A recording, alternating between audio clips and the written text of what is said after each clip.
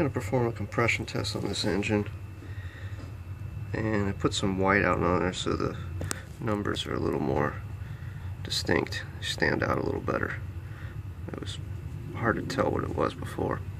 So first thing I did was two little screws here you have to twist, and that pops them off of these spots right here. It just pulls off. It's connected a little over here.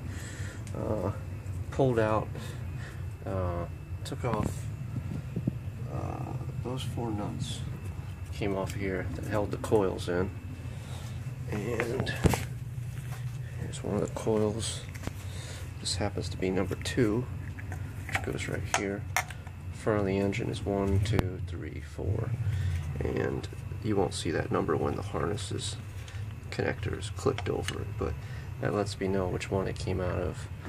And I also numbered the spark plugs, but these spark plugs aren't going back in, but you at least know which cylinders they came out of if you need to inspect the spark plugs.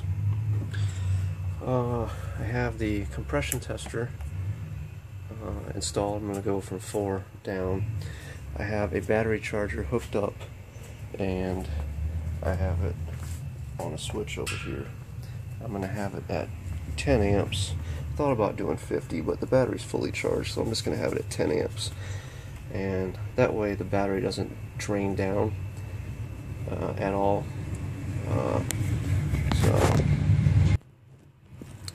And when the battery, because if the battery's low, it'll affect the readings. The engine won't spin as fast, and the compression won't come up as quickly, and it's going to be hard reading this gauge. There we go. It won't rise as quickly, and it won't go as high as it possibly could. So the next thing is the engine compartment. I have to pull fuses in order to disable the ignition and disable the fuel pump, and that's fuse number 1 and fuse number 17. So this is the fuse panel, obviously reads fuse, and it's underneath the steering column. And the steering column had to be all the way up for me for it to come out, but you just twist these two and it unlocks it. And the back side shows you the fuses. And the bottom left is a 15 amp ignition coil, and the middle column, 1, 2, 3, 4, or middle row, 1, 2, 3, 4, 5, 6, 7, well, number 17 there, 7th one over. It's a 15 amp fuel pump. Both of those need to be pulled before you can conduct this test, so I'm going to pull those right now.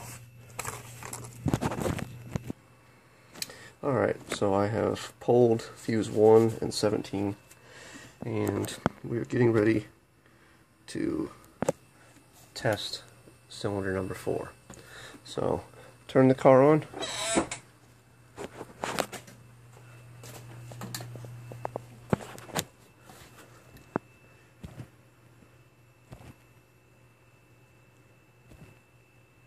Alright, turn it over.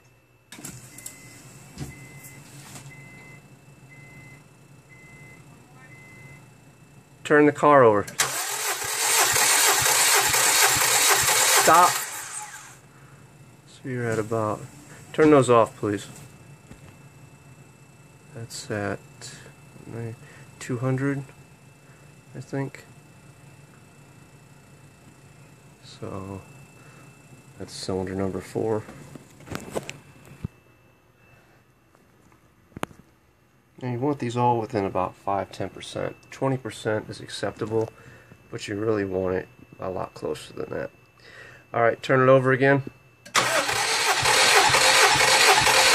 Stop. That's 210 about. So there's a 10 psi difference on that cylinder to that cylinder. Not bad, you know. 21 psi so far, based upon the top, is what you could have a difference on. So let's go to cylinder number 2.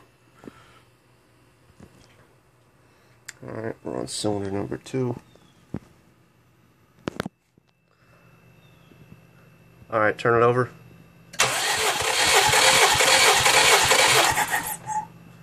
stopped a little early, but that's okay. We'll give that about, you know what, do it again. Stop. That one's about 215. So first we had 200, 210, 215. Alright, now here's cylinder 1. And if you experience a drop, from high to low or high here to low, usually indicative of a blown head gasket or leaking head gasket. And you can test that with engine block tester. There's a kit you can check out at AutoZone or probably other places, but I get mine from AutoZone. And this is the stuff you need to put it in there. And you put it over the radiator, and if blue fluid turns to green or a yellow, you have exhaust gases, but be careful to not suck up any coolant, otherwise you'll get a false positive. So you have to take some of the coolant out, and you have to wait for the engine to heat up and the thermostat to open at least once. So I don't know, hopefully this thing's 215 or so. If it's 220, it's not very good. But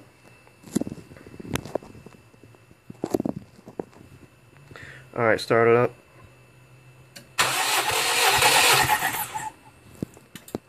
Honey? I don't know, you tell me. Stop. Gonna do that one over again. Keep your clutch down. Ready? Do it again until I say stop. Go.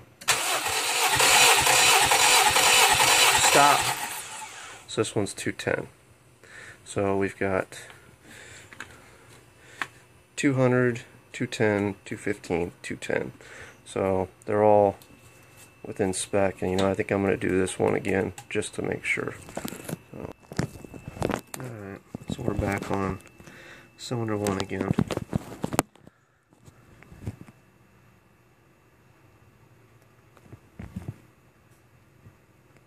Alright, turn it over.